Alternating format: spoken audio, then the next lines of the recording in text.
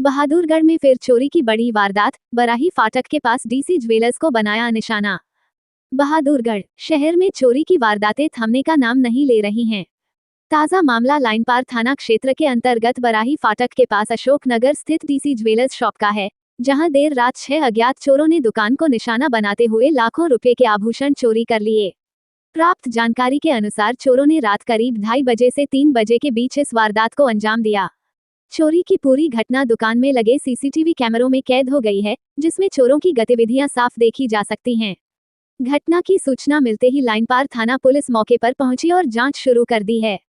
Police CCTV footage के आधार पर चोरों की पहचान करने में जुटी हुई है। वारदात के दौरान चोरों ने दुकान के आसपास स्थित मकानों की कुंडी बाहर से बंद कर दी, ताकि कोई बाहर न निकल सके और चोरी को अंजाम देने में बाधा न आए। इससे इलाके के लोगों में दहशत का माहौल है।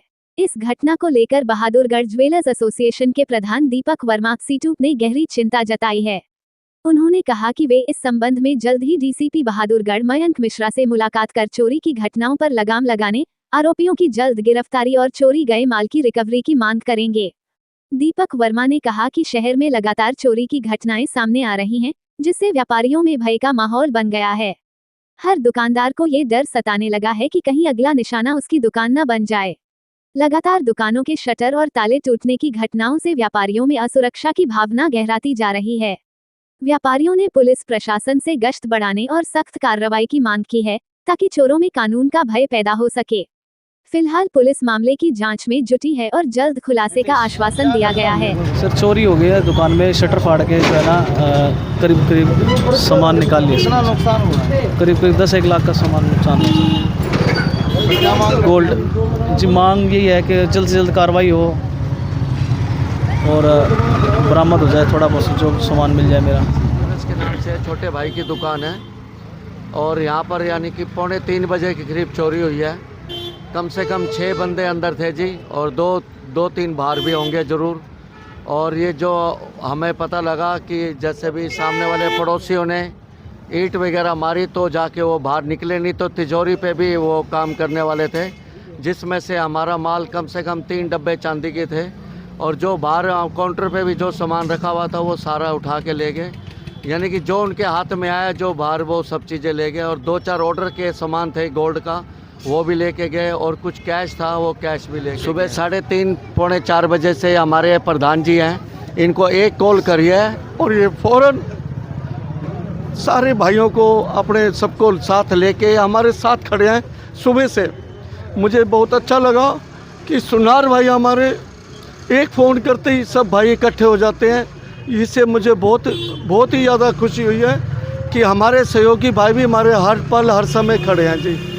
सिट्टू भाई साहब का भी बहुत और बाकी भाई जितने भी सब मेरे पास आए हैं उनका सबका बहुत शुक्राना जी, कि सब ने बहुत अच्छे दिल से सेवा कर रहे हैं, सुबह से हमारे साथ लगे हुए हैं जी।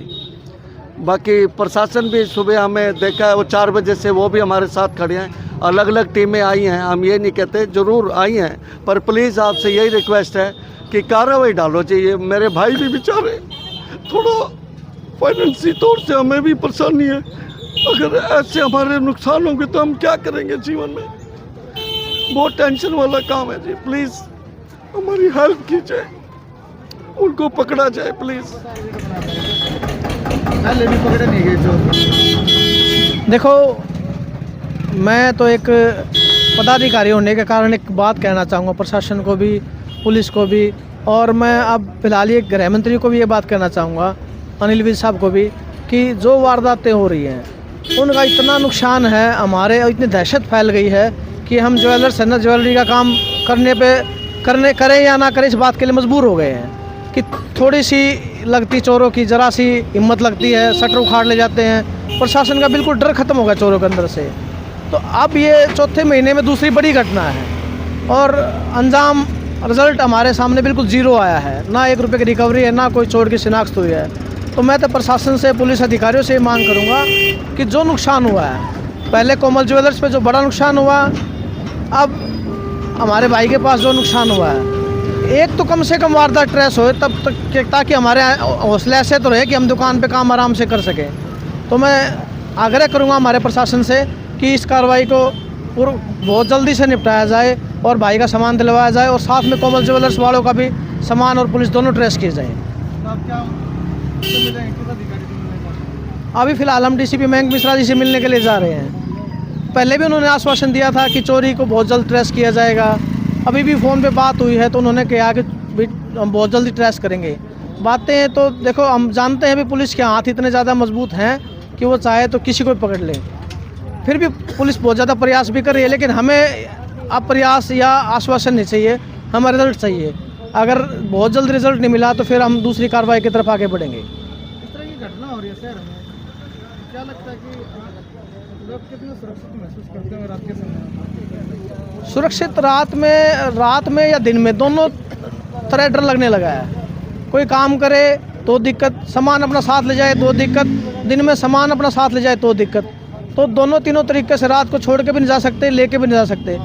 तो अब बिल्कुल सुरक्षा की हम DCP साहब ने कहा था अपनी सुरक्षा भी अपने इंतजाम पुख्ता करो, पुख्ता होने हम अपना इंतजाम पुख्ता कर रहे हैं, लेकिन फिर भी चोरों के हौसले इतने बुलंद हैं, वो दिन देखते नहीं, रात देखते नहीं, दिन में भी घुस जाते हैं, रात में भी घुस जाते हैं। तो मैं चाहता हूँ कि पुलिस का खौफ इतना तो चोरों के बीच में, ताकि भी पुलिस से डर सके, प्रशासन से डर सके, लेकिन अभी फ़िलहाल तो ऐसा संभव दिखाई नहीं दे रहा है।